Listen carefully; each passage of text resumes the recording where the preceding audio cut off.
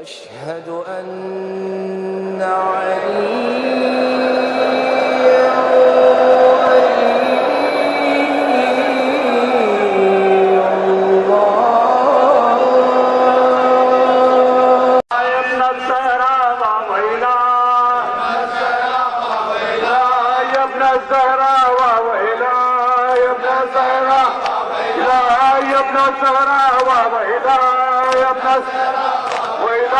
يا ابن الزهراء وإله مرحبا لا وإله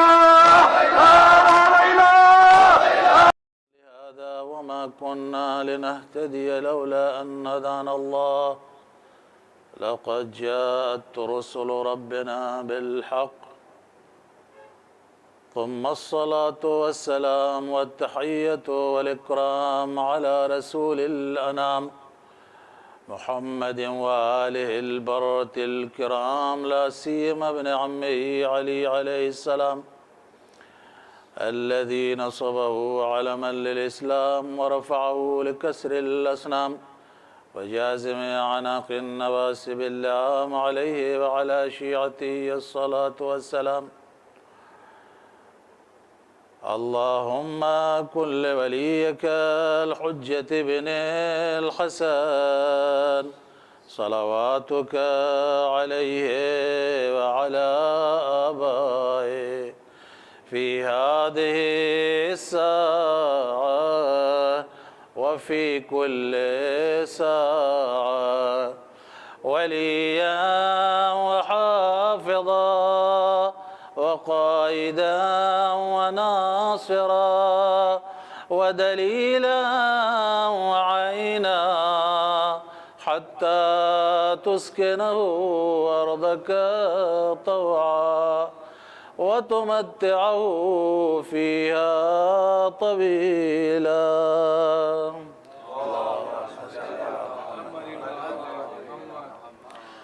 أما بعد فقد قال الله سبحانه تبارك وتعالى في كتابه المبين وهو أصدق القائلين وقوله الحق. بسم الله الرحمن الرحيم. ألف لام را تلك آيات الكتاب المبين إنا أنزلناه قرآنا عربيا لعلكم تعقلون. صلوات پڑھ دے محمد و آل محمد.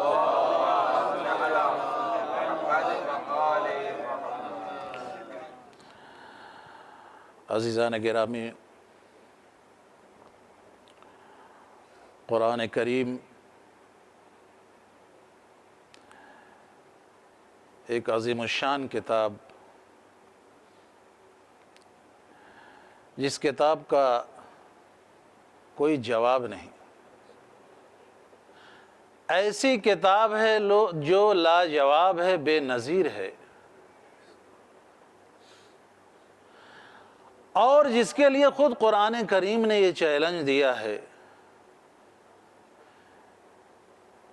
کہ اس جیسی آیات کو اگر کوئی لا سکتا ہے تو لے کے آئے اس کے جواب میں. یہ ایسی کتاب ہے، ذالک الکتاب لا ریب فیہ، یہ وہ کتاب ہے جو لا ریب ہے. یہ وہ کتاب ہے، عظیم کتاب، کہ جو لا ریب ہے، اور جب لا ریب ہے تو ھدی للمتقین. دیکھیے اسٹیپ بائی اسٹیپ کیسے قرآن بیان کر رہا ہے. یعنی قرآن کریم نے، خداوند عالم نے ایک کسوٹی دی ہے کہ دیکھو، جب ہم انسانوں کی ہدایت کے لیے ان کے ہادی کا جب ہم انتظام کریں گے تو وہ ہدایت کرنے والا خدا کی جانب سے ہوگا، اور جب خدا کی جانب سے ہوگا تو وہ لا ریب فی ہوگا، اور جو لا ریب فی ہوگا تو وہی انسانوں کی ہدایت کرے گا۔ جس میں کوئی شک و شبہ ہوگا وہ انسانوں کی ہدایت نہیں کرے گا، بلکہ انسانوں کی ہدایت کے لیے ایسا ہادی ہونا چاہیے جس میں کسی شک و شبہ کی کوئی گنجائش نہ ہو۔ ایک صلوات پڑھ دے محمد و آل محمد۔ ذالک الکتاب لا ریب فیہ ھدی للمتقین۔ اللہ اکبر، یہ وہ کتاب ہے جس میں کوئی شک و شبہ نہیں، لا ریب، ھدی للمتقین، متقین کے لیے ہدایت۔ عزیزو، قرآن تو سب کے لیے ہدایت ہے، اور سورہ حمد کے بعد سب سے پہلے یہیں پہ اللہ بیان کر رہا ہے کہ ذالک الکتاب لا ریب فیہ ھدی للمتقین۔ تو ہمیں سمجھ میں نہیں آ رہا ہے کہ قرآن پوری کائنات کے لیے ہدایت اور ہادی بن کے آیا ہے،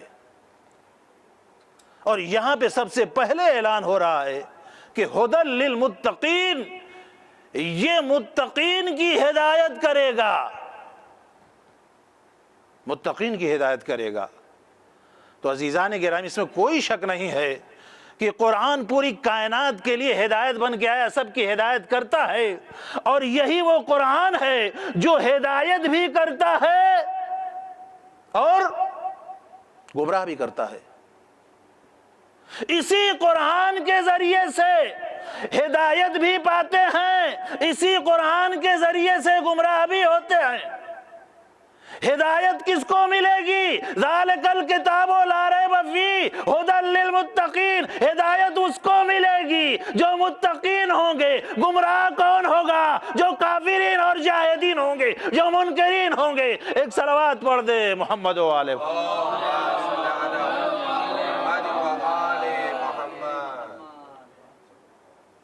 سننے والا کہے گا کہ یہ کون سی ایسی کتاب ہے جو ہدایت بھی کرتی ہے، اسی کے ذریعے سے ہدایت بھی پاتے ہیں، اسی کے ذریعے سے گمراہ بھی ہوتے ہیں۔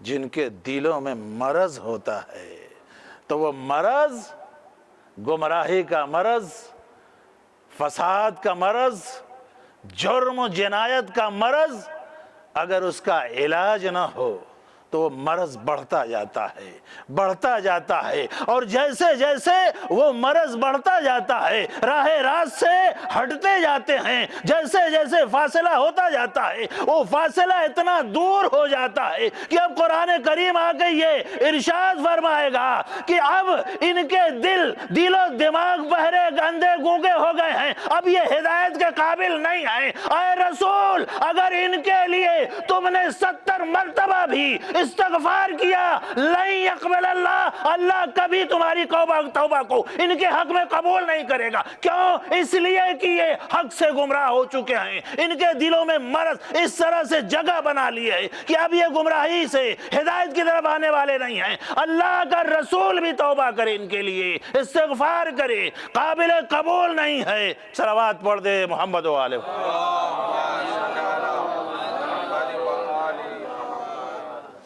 قرآن عظیم کتاب، قرآن نے سب سے پہلے اپنی عظمت کو بتایا ہے کہ لو انزلنا ھذا القرآن، قرآن کی عظمت کو پہچانو کہ اگر اس قرآن کو پہاڑوں پر نازل کیا جاتا، لو انزلنا ھذا القرآن علی جبل لرأیتہ خاشعا متصدعا من خشیۃ اللہ، تو اس پہاڑ کو تم ذرہ ذرہ پاؤڈر ہو جاتے ہو پہاڑ۔ کس طرح سے؟ عظمت قرآن کے ذریعے سے، من خشیت اللہ، اللہ کی عظمت کے ذریعے سے۔ ان پہاڑوں میں اتنی طاقت نہیں ہے کہ قرآن کے عظمت کو برداشت کر سکیں۔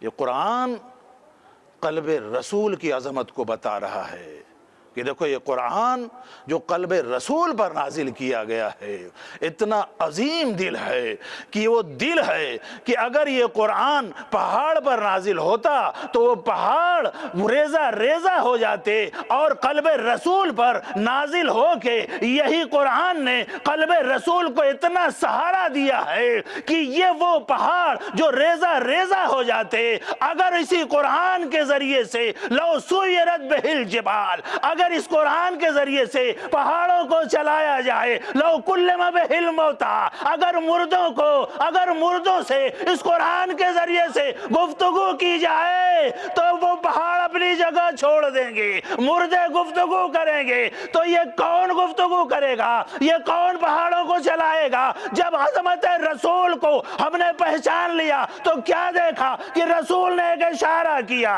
پہاڑ چل کے اپنا در چھوڑ کے رسول کے قریب آ جاتے ہیں، اور جب نائب رسول جانشین رسول ٹھوکروں کے ذریعے سے مردوں کو زندہ کرتا ہے۔ صلوات پڑھ دے محمد و آل محمد۔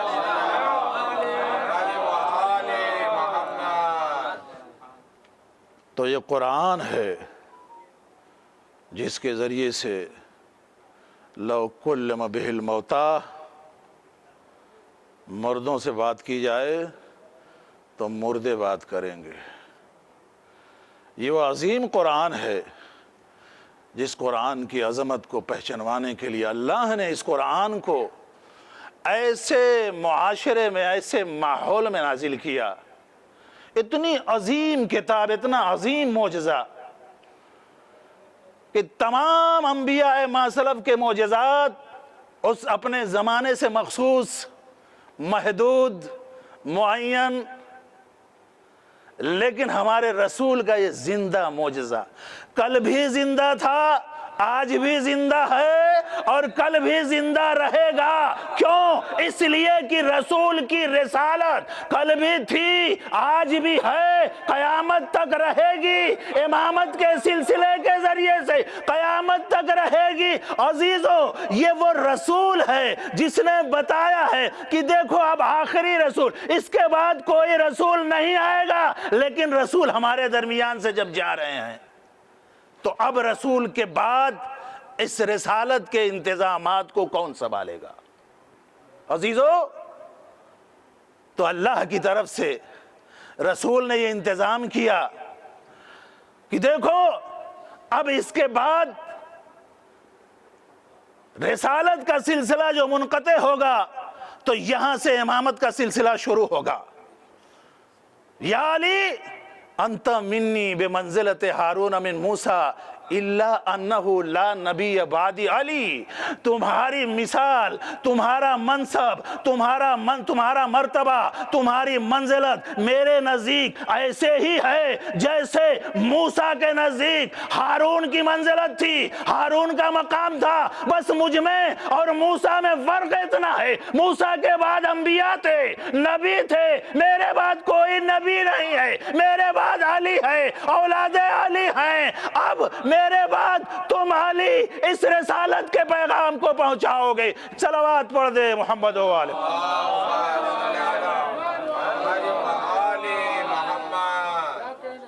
تو عزیزو، قرآن یہ اعلان کر رہا ہے کہ یہ وہ کتاب ہے لا ریب فیہ ھدی للمتقین۔ تو اس سے پتہ یہ چل رہا ہے کہ تمام بنی نوع بشر کے لیے قرآن ہدایت ہے، لیکن یہاں پر جو ہدایت کا ذکر کیا جا رہا ہے ھدی للمتقین، متقین کے لیے ہدایت، یہ کوئی خاص ہدایت ہے، یہ کوئی خاص رہنمائی ہے، یہ کوئی خاص ہدایت کا انتظام ہے جو متقین سے مخصوص ہے۔ اسی کے آگے قرآن نے اور اعلان کیا کہ متقین کون لوگ ہیں، تو قرآن نے تو بہت ہی، جس کو کہا جائے ایک اپنے من جملہ انداز میں بیان کیا، الذین یقیمون الصلاۃ ویؤتون الزکاۃ، جو نماز قائم کرتے ہیں، زکوٰۃ دیتے ہیں وغیرہ۔ اس کے بعد چند صفات فرمائے، لیکن مولا کائنات سے جب مولا مولا کے صحابی حمام نے پوچھا صف للمتقین، میرے آقا متقین کی نشانیوں کو بیان کیجئے، تو میرے مولا نے ایک مرتبہ کہا حمام نہیں برداشت کر سکتے، پھر اصرار کیا مولا بیان کیجئے، تیسری مرتبہ کہا مولا سننا چاہتا ہوں، صف للمتقین، متقین کی علامات کیا ہیں، متقین کے صفات کیا ہیں؟ تو نہج البلاغہ میں خطبہ حمام کو اٹھا کے دیکھیے، مولا نے ابھی شروع کیا تھا کہ متقی وہ ہے جس کا پیٹ اندر جو اللہ کی بارگاہ میں اتنی عبادت کرتا ہے، اتنی عبادت کرتا ہے کہ اس کے پیشانی پر نشانات ہوں۔ مولا ابھی ابتدا میں ہیں، ابھی بسم اللہ کیا ہے مولا نے متقین کے صفات بیان کرنے، کیا دیکھا کہ وہ صحابی جو 3 مرتبہ اصرار کر رہا تھا وہ بے ہوش ہو گیا، چیخ مار کے زمین پر گر گیا۔ علی نے صلوات پڑھ دے محمد و آلہ۔ تو متقین کے صفات سن کر مولا کا صحابی، اور جو امیر المومنین ہو، امیر المتقین ہو، اس میں کیا صفات ہوں گے؟ عزیزو یہی وجہ ہے کہ ایک مرتبہ امام محمد باقر علیہ السلام نے اللہم صلی علی محمد و آل محمد کیا دیکھا؟ امام زین العابدین علیہ السلام محو عبادت ہیں، آپ اتنی نمازیں پڑھ رہے ہیں، اتنی عبادت کر رہے ہیں، 5 سالہ 6 سالہ بچہ، لیکن دیکھنے میں بچہ لگ رہا ہے۔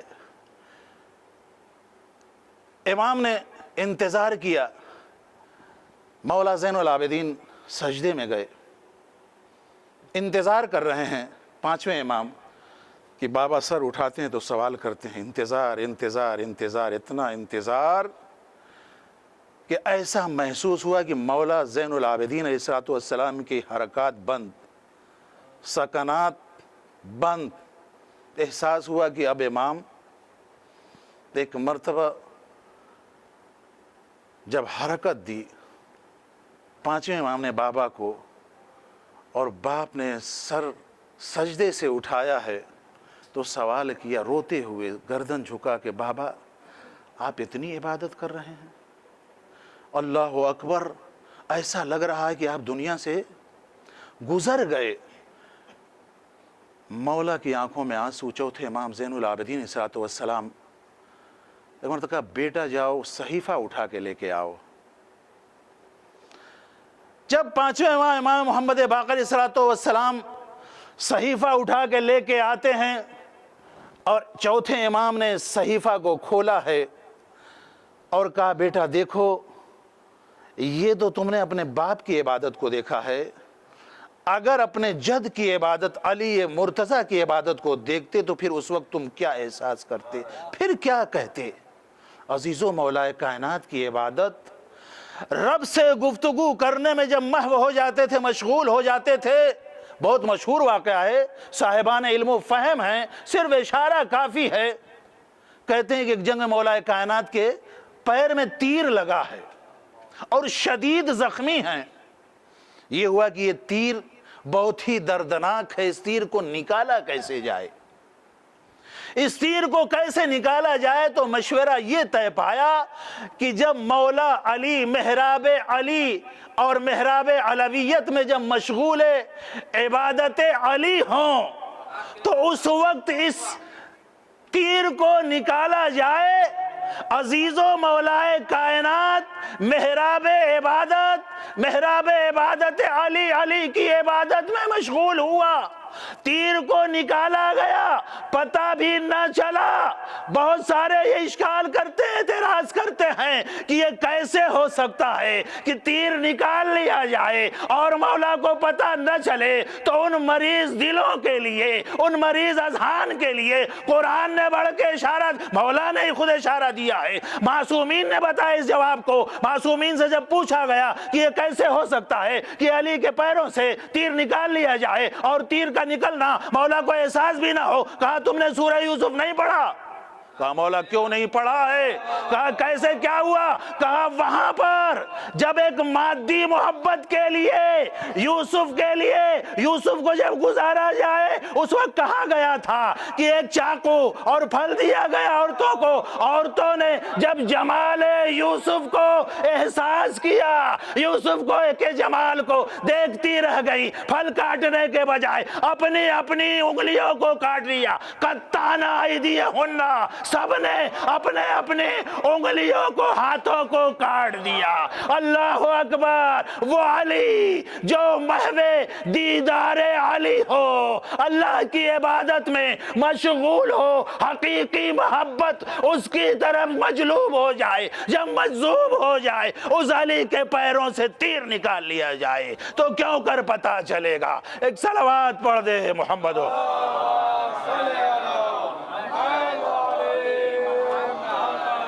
ایک اور صلوات پڑھ دے۔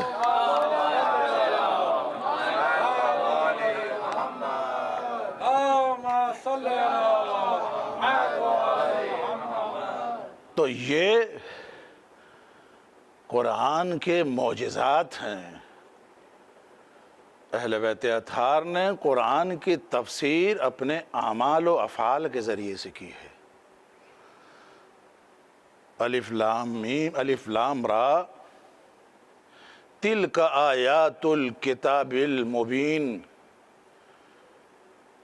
وہ کتاب مبین کی آیات ہیں۔ کتاب مبین یہ ہے اور ان کی آیات یہ لوگ ہیں۔ تلک آیات الکتاب المبین۔ سورہ یوسف دیکھیے، واقعاً قرآن کا ایک عظیم سورہ ہے جس میں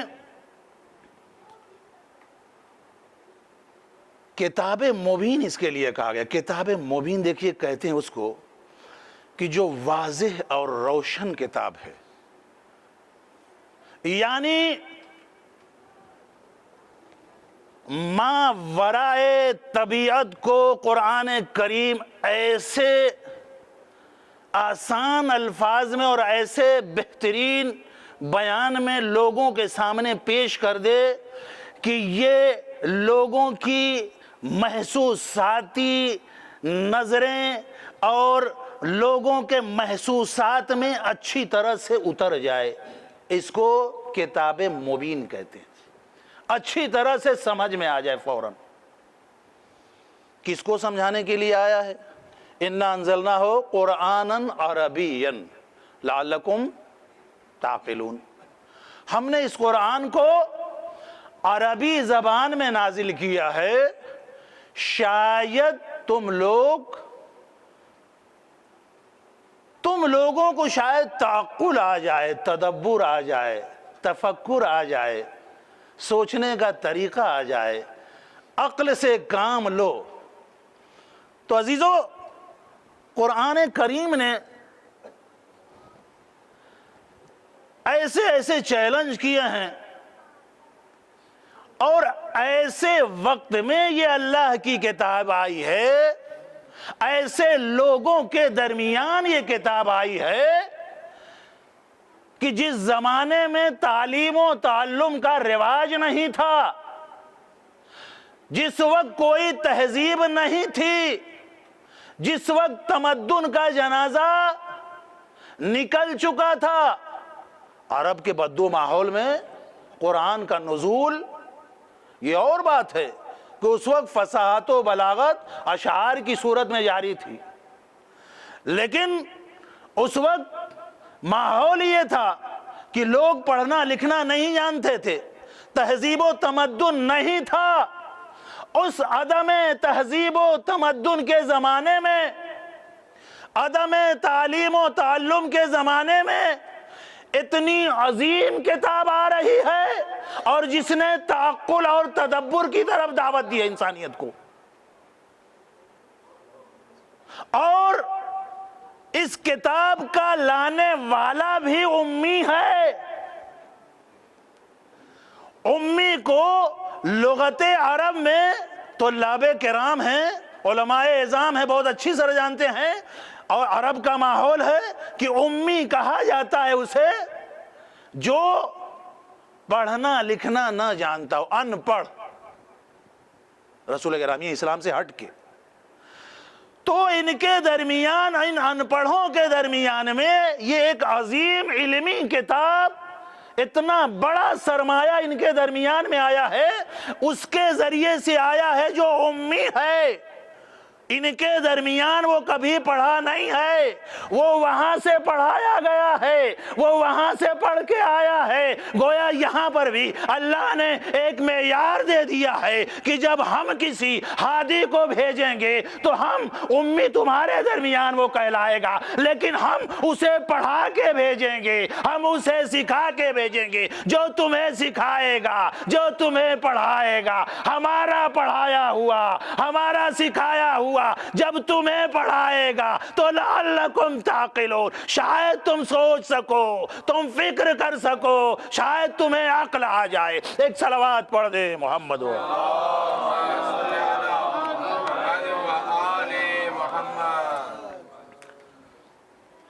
یہ عظیم کتاب جس کو اللہ نے عربی میں نازل کیا، بہت جلدی جلدی وقت گزر رہا ہے، بس ایک دو باتیں اور۔ عزیزو، یہ اتنی عظیم کتاب جس نے آ کر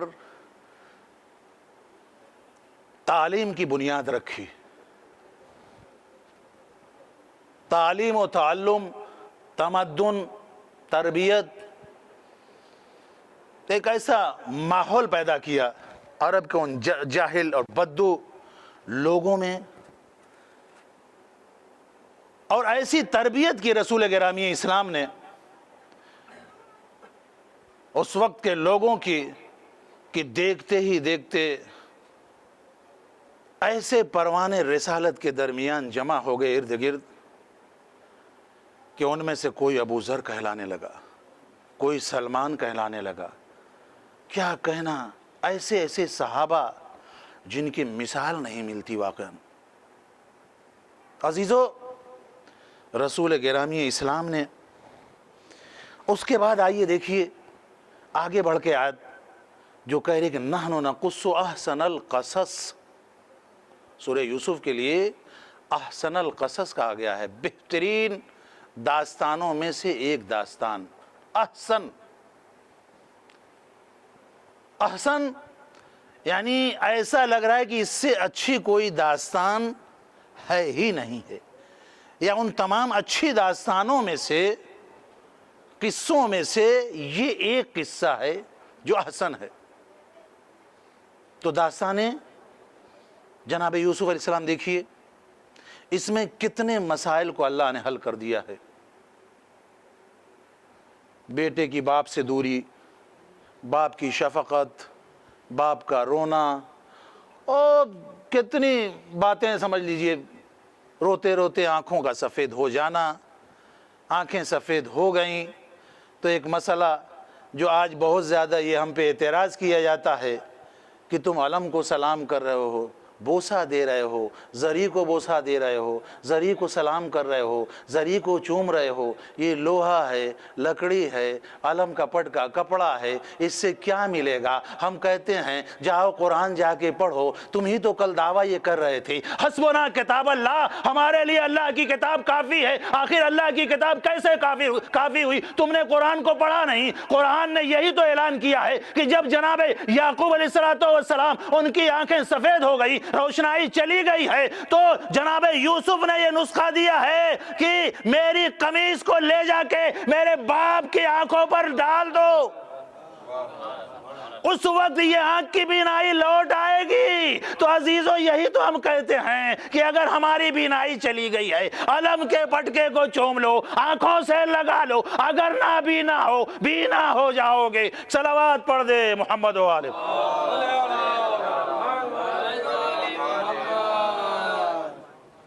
نہ جانے اس سورہ میں سینکڑوں مسائل کا حل ہے، سینکڑوں مسائل کا حل ہے۔ بھائی کو بھائی کے ساتھ کیسے برتاؤ کرنا ہے، پاک دامنی کو اپنی کیسے محفوظ رکھنا ہے، اگر کسی ایسے حالات میں پھنس جائے آدمی، مشکلات اس وقت کیا کرنا چاہیے، اور سب سے اہم نقطہ جو اس سورہ میں ہے وہ آج کے لیے ہمارے لیے درس کہ دیکھو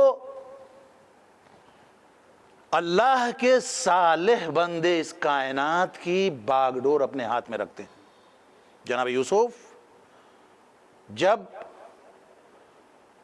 غلامی سے بادشاہت تک پہنچے ہیں، غلامی سے بادشاہ، تو کہا ہے کہ مجھے اجعلنی علی خزائن، مجھے وزیر خزانہ بنا دو۔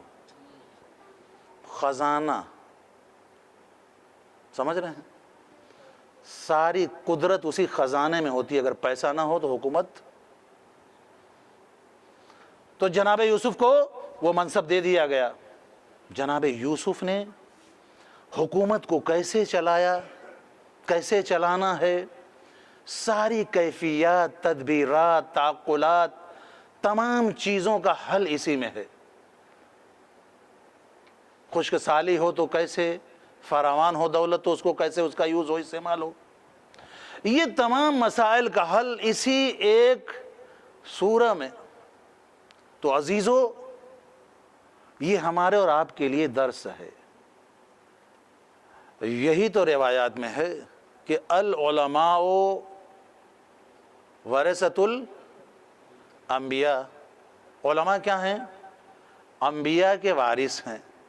اور اس کائنات میں اگر تقابل کیا جائے مزید دوسرے لوگوں سے تو پڑھے لکھے لوگ جو متقی اور پرہیزگار ہیں پوری کائنات کی بنسبت بدرجہ اولا وہ حکومت کے لائق ہیں، حکومت انہی کی ہونی چاہیے۔ یہ اور بات ہے کہ اصل و اساس حکومت حق الحقوق جس کو کہا جائے، ائمہ معصومین صلوات والسلام وہ حقدار ہیں، لیکن جب تک اس حکومت کا حقدار پردہ غیب میں ہے، اس کی ذمہ داری اور باغ ڈور سنبھالنے والے یہ علماء ہیں جو انبیاء کے وارث ہیں۔ تو جب علماء انبیاء کے وارث ہیں، حکومت میں ان کا اثر و رسوخ ہونا چاہیے۔ ائمہ معصومین صلوات والسلام کی آپ دیکھ لیں، بہت سارے لوگ جیسے کہتے ہیں اور ذہنوں میں یہ ہوگا کہ ائمہ معصومین صلوات والسلام کیا ہمیشہ نماز اور روزہ ہی پڑھتے رہتے تھے؟ اگر صرف ائمہ معصومین صلوات والسلام سروکار نماز اور روزہ و ان عبادات سے ہوتا تو قسم خدا کی مولائے کائنات ہی آج تک ہوتے، قیامت تک ہوتے، کوئی ان کو شہید کرنے والا ہی نہیں تھا۔ نماز پڑھتے مسجد، نماز پڑھ رہے ہیں، لوگوں سے کیا، بلکہ اور ان کو مدد ملتی، ظالمین کے ذریعے سے ان کو اور مدد ملتی۔ آج بھی دیکھ لیجئے، صرف مسلح سنبھالیے اور کسی کے کوئی کام سے ظالمین سے اصلاً ان کی طرف، وہ ظالمین آپ کے وہاں سارا مال و اسباب سب کچھ مہیا کریں گے کہ آپ کو جو ضرورت ہو نماز کے لیے، روزہ کے لیے، بیٹھ جائیے، ہم آپ کا سب سنبھالیں گے، دیکھیں گے۔ تو ائمہ معصومین صلی اللہ علیہ وسلم صرف کیا نماز اور روزہ اور اسی عبادت میں مشغول رہتے تھے؟ نہیں عزیزو، اگر صرف اس کام میں رہتے تو کبھی کوئی امام شہید نہ ہوتا۔ ہر دور میں ائمہ معصومین صلی اللہ علیہ وسلم آدم سے لے کے خاتم تک یہ اللہ کی طرف سے ماموریت تھی، فریضہ تھا۔ جیسا کہ ایام محرم ہے، ایام اربعین ہیں، آپ دیکھ لیجئے، اربعین منانے آئے ہیں امام حسین صلی اللہ علیہ وسلم، آپ نے کیا فرمایا؟ خود مولا کائنات نے کیا ارشاد فرمایا؟ لا تکن ظالما ولا، یا کن للمظلوم عونا وللظالم، یعنی اصل و اساس عدالت اور ظلم تھا۔ عدالت قائم کرنا، ظلم سے رہائی، ظالمین کی آنکھوں میں آنکھیں ڈال کر بات کرنا۔ اگر ان سے آنکھوں میں آنکھیں ڈال کے بات نہ کرتے، ان کا مقابلہ نہ کرتے، تو کبھی آپ کو کوئی ستانے والا، آپ پر ظلم کرنے والا کوئی نہ ہوتا، کوئی شہید نہ ہوتا۔ آپ دیکھیے مولا کائنات سے لے کے آج ہمارے ذہنوں میں یہ ہے بہت بڑے متقی اور پرہیزگار ہیں، مثلا مولانا صاحب یا فلاں صاحب، اور یہ جب دیکھیے نماز پڑھتے رہتے ہیں، اور جب بات آتی ہے کسی ظالم سے ٹکر لینے کی، یہ سب دنیاوی ماحول سیاست میں، کیوں؟ یہ سیاست نہیں ہے، یہی دین ہے، یہی ائمہ معصومین صلی السلام کا دین تھا، مظلوم کی حمایت کرنا، ظالم کے خلاف سینہ، یہ سیرت ائمہ معصومین صلی السلام رہی ہے۔ اگر یہ نہیں ہے تو صرف اور صرف نماز اور روزہ کے ذریعے سے ہمارے تقوی اور پرہیزگاری کو نہیں پرکھا جائے گا۔ اگر یہ ہوتا تو آج کربلا نہ ہوتی، نماز اور روزہ صرف ہوتا تو آج کربلا نہ ہوتی۔ کربلا میں امام حسین صلی السلام نے ظالم جابر فاسق بادشاہ سے ٹکر لے کے یہ بتا دیا کہ دیکھو جب تک امام معصوم اس کائنات میں رہے گا ظالم کا جینا دو بھر کر کے رہے گا۔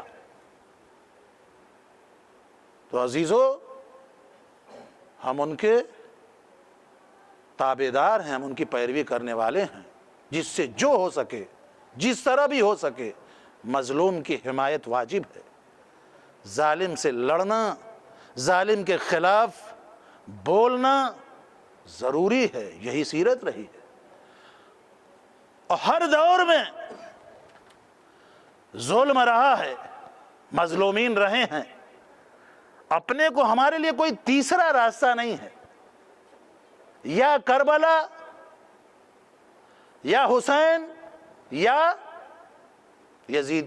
اچھا یہ بھی آ جائیے، ہم ہی سب سے پہلے اعتراض میں آ جاتے ہیں، یزید اگر یہ وقت کا یزید ہے، کیوں؟ بہت ظالم ہے، جابر ہے، فاسق ہے، ملعون ہے، کتنے لوگوں کو قتل کر دیا، وقت کا یزید ہے، اور اس سے مقابلہ کرنے والا، اس کے سامنے اپنا سینہ تان کے کھڑا ہو جانے والا، اگر اس کو کہتے ہیں کہ یہ وقت کا حسین ہے، کہتے ہیں نہیں یہ نہیں۔ ارے کیوں؟ اب کیا ہو گیا؟ وہ تو وقت کا یزید ہے، اس وقت کے یزید کا جو مقابلہ کر رہا ہے، تو کیا وہ وقت کا حسین ہو سکتا ہے؟ فوراً یہاں پہ ہماری علمی اصطلاح بھول جاتے ہیں کہ شاید یہ مجاز کا استعارہ ہے، غیر معصوم، معصوم کہاں سے؟ یہ سب جانتے ہیں غیر معصوم معصوم نہیں ہو سکتا، لیکن مجازاً علی کیا ہیں؟ اسد اللہ ہیں، علی شیر خدا ہیں، شیر سے نسبت دی جائے علی کی کس چیز میں؟ یعنی سامنے کی ظاہر ایک دم، یعنی لیکن ابھی کہہ دیجئے کہ نہیں فلاں مقابلہ ظالم سے ہو رہا ہے، واقعاً علی صفت کا حامل ہے، حسین صفت کا حامل ہے، یہ جو مقابلہ کر رہے ہیں حسینی ہیں، نہیں یہ ہضم نہیں ہوتی بات، نہیں یہ کیسے ہو سکتا ہے، یہ کیسے؟ جناب یہ استعارہ ہے، یہی تو اصطلاح ہے، یہی تو مجاز ہے۔ جی ہاں، غیر معصوم کبھی معصوم مقایسہ نہیں کیا سکتا ہے، تو کیا اس جانور سے علی کی صفت کوئی بیان کر سکتا ہے؟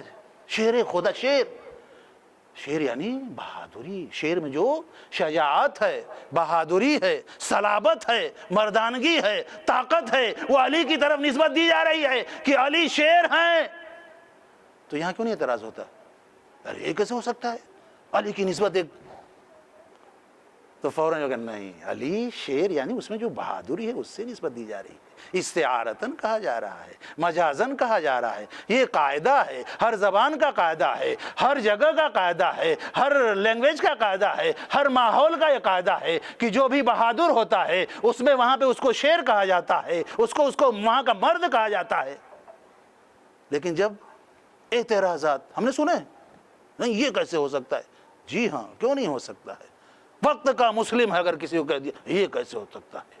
مسلم نص خاصہ کے ذریعے سے بھیجے گئے تھے ان کی طرف۔ ارے جناب ایک صفت کوئی اس میں سے کیفیت پائی جا رہی ہو، اس وجہ سے ان کو کہا جا رہا ہے۔ تو بہرحال تو یہاں پر یہی قرآن نے جو ہم کو دعوت دی ہے، اور ہم اور آپ یہاں پر جو ہیں وہ اسی لیے قرآن کو اچھی طرح سے سمجھیں، لعلکم تعقلون۔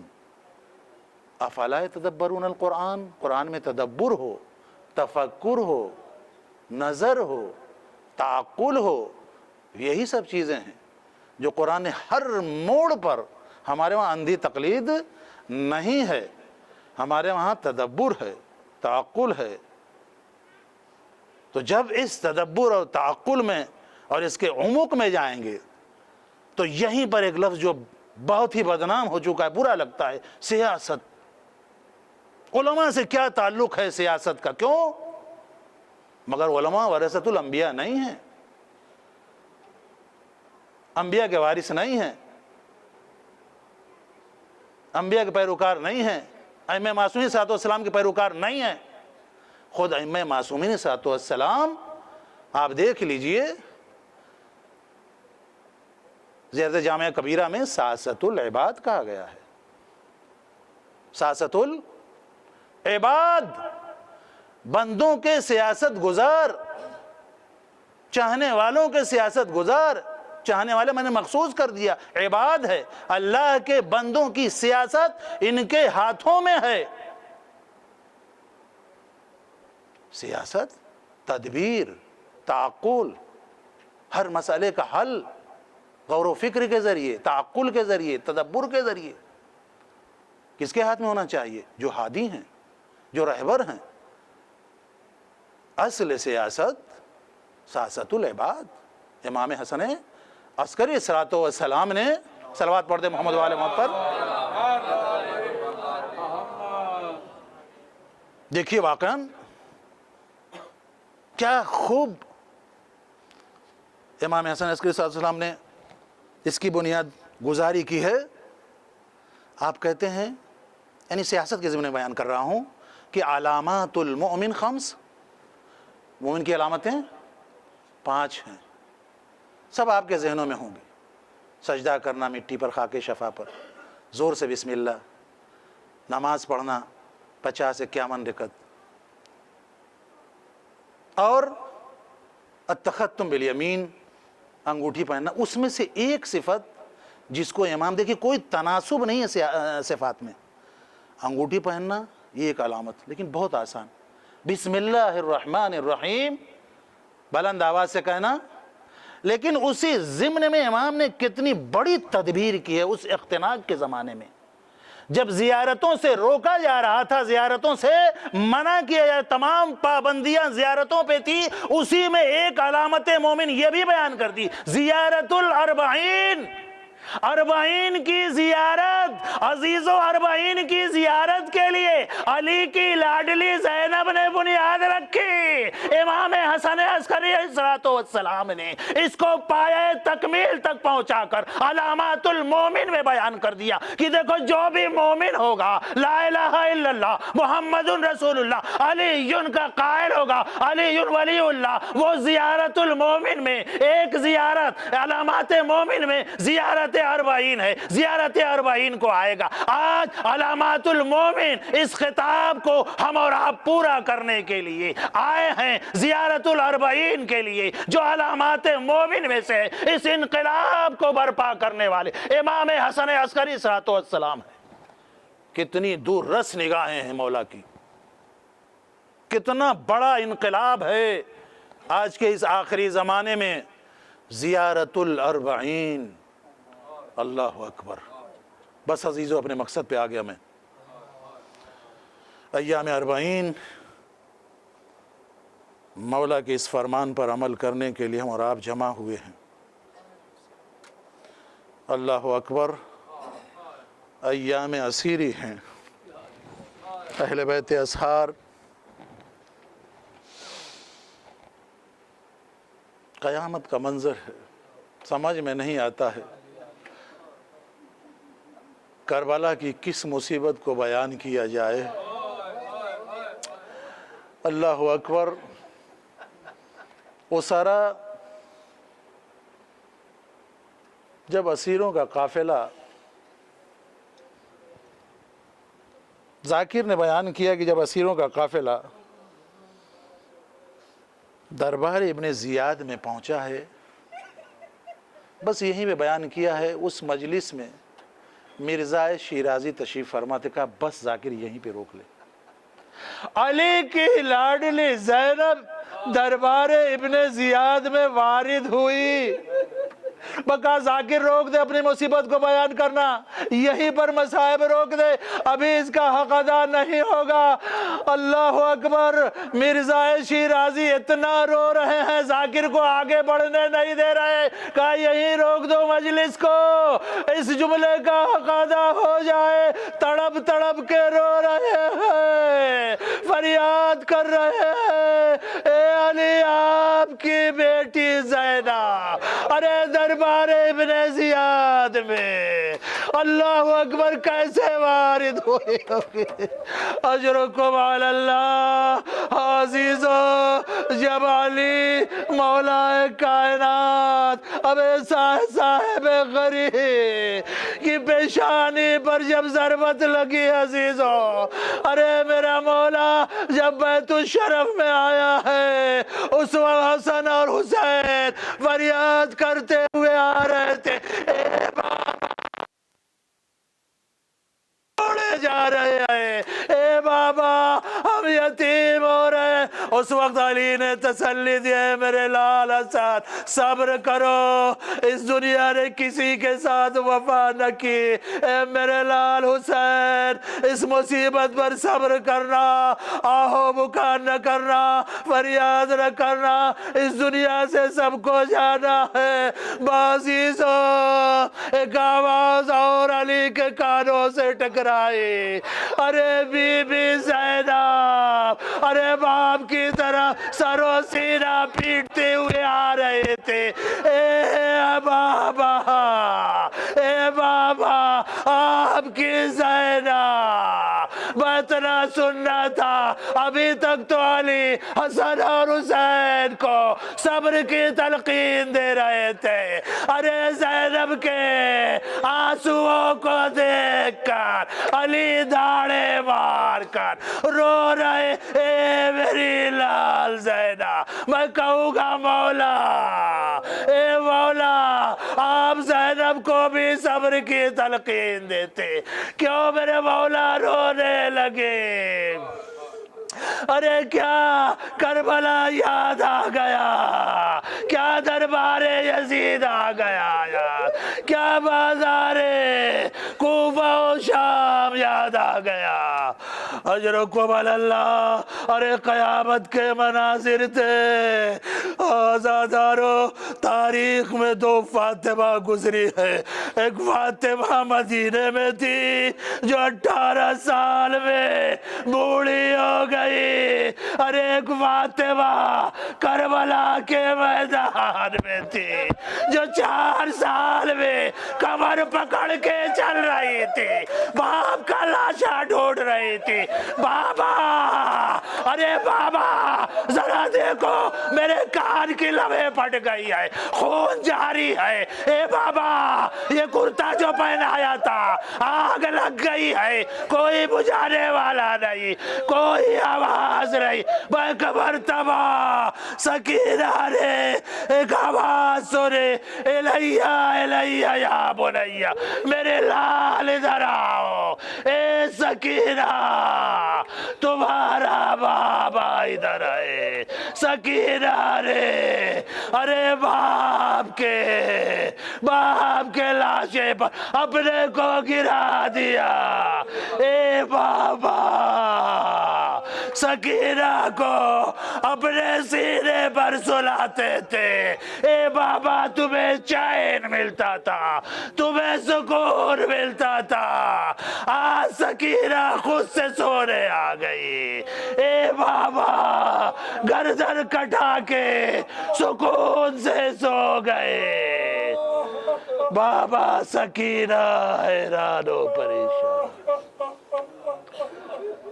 تماچے پڑھ رہے ہیں، الا لعنت اللہ علی القوم الظالمین، سیعلم الذین ظلموا ای منقلب ینقلبون۔ بار الہ تجھے واسطہ محمد و آل محمد کا ہماری اس قلیل عبادت کو اپنی عظیم بارگاہ میں شرف قبولیت عطا فرما، ہمیں جو بیمار ہیں انہیں شفاء کامل و عاجل مرحمت فرما، ہمارے زائرین جس طرح سے آئیں صحیح و سالم اپنے گھروں کو انہیں لوٹا، اے اللہ تجھے واسطہ محمد و آل محمد کا مولا کائنات علی ابن ابی طالب علیہ السلام کی بارگاہ کا آخری نائب، آخری وزیر امام زمانہ صلی اللہ علیہ وسلم کے ظہور میں تعجیل فرما، ہم کو ان کے ناصرین میں شمار فرما، قلب یوسف زہرا کو ہم سے خوشنود و خوشحال فرما، ان کی دعاؤں میں ہمیں شامل حال فرما، بحق النبی و آلہ الاطہار ماتم حسین۔